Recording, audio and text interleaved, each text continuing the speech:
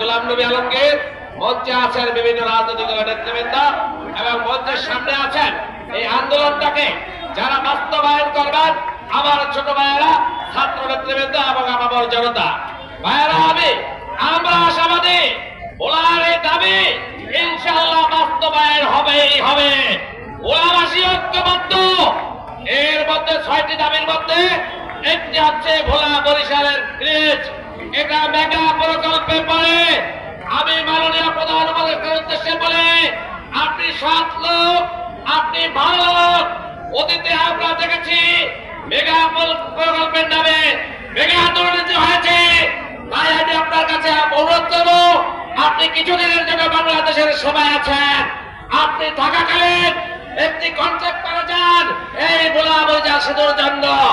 আর আপনি যদি না করেন এই প্রকল্প হবে, এই প্রকল্পে 17,000 কোটি টাকা প্রাপ্ত হয়েছে।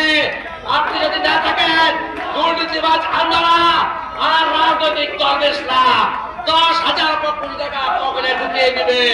তার জন্য আপনার কাছে অনুরোধ করি, আপনি থাকাকালীন এই ব্রিজ বাস্তবায়ন করে দিয়ে যান। সবাইকে ধন্যবাদ। বাংলাদেশ জিন্দাবাদ।